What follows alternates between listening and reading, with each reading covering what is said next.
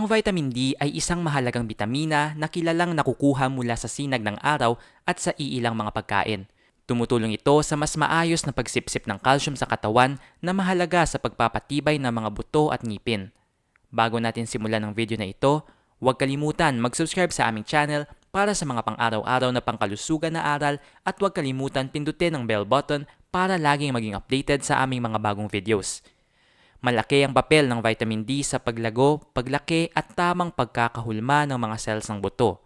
Mahalaga ang vitamin D sa pagkakabuo at paglago ng ilan pang mga cells sa katawan, maayos na paggana ng mga kalamnan at neurons, pati sa pagpapatibay ng resistensya ng katawan. Gaano karaming vitamin D ang kailangan ng katawan sa araw-araw? Ang nakatakdang daily value para sa vitamin D para sa isang individual na nasa hustong edad ay 600 IU o 600 international units. Maaari pang itong magbago depende sa kaganapan ng katawan gaya ng pagbubuntis at katandaan. Ang mga matatanda na mas mataas mapanganib sa pagrupok ng buto ay nangangailangan ng hanggang 800 IU. Ano ang maaaring mangyari kung sumobra sa vitamin D? Ang sobrang vitamin D na kadalasan ay nakukuha sa sobrang pag-inom ng mga supplements ay maaaring magdulot ng sobrang calcium sa dugo na maaaring humantong sa pagsusuka, hirap sa pagtatae o pagtitibi, pagkalito, abnormal na ritmo ng tibok ng puso at pagkakaroon ng bato sa bato. Ayon sa mga eksperto, aabot sa 4,000 IU ng vitamin D ang maaaring tanggapin ng katawan. Anumang sobra dito ay maaaring makasama. Ano ang epekto sa katawan kung kulang ang vitamin D?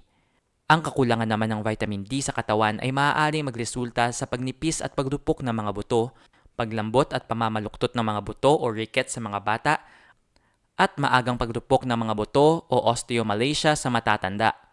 Paano nakukuha ang vitamin D mula sa araw?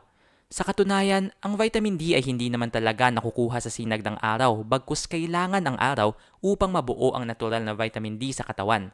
Ang ultraviolet na nakukuha mula sa sinag ng araw sa oras na tumama ito sa balat ay nakakapagsimula sa pagbuo o synthesis ng vitamin D sa katawan, mga pagkain na maaaring mapagkunan ng vitamin D. Una, cod liver oil. Ang cod liver oil na nakukuha mula sa atay ng isang cod ang may pinakamataas na napagkukunan ng vitamin D.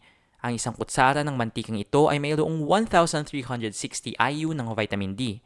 Pangalawa, tuna. Ang isang lata ng tuna na nakababad ay maaaring makuhanan ng 154 IU ng vitamin D. Pangatlo, salmon. Ang isang salmon ay mayaman din sa vitamin D. Aabot sa 447 IU ng vitamin D ang 3 ounces ng isdang ito. Pang-apat, gatas. Mayroon ng mga gatas na mabibili sa mga pamilihan na fortified ng vitamin D.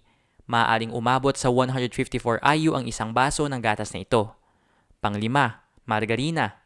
Ang isang kutsara rin ng margarina ay maaaring mapagkunan ng vitamin D. Hanggang 60 IU ng bitamina ang maaaring makuha dito. Pang-anim, sardinas. Ang isang lata ng sardinas na kadalasan ay may dalawang isda ay mayroong 46 IU ng vitamin D. Pang-pito, atay. Ang atay ng baka na maaaring isahog sa mga lutuin ay maaaring mapagkunan ng 42 IU ng vitamin D. Pang-walo, pula ng itlog. Ang pula ng itlog ay kilala ring na pagkukunan ng vitamin D na umaabot sa 41 IU.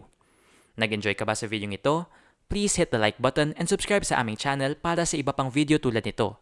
Salamat sa panonood!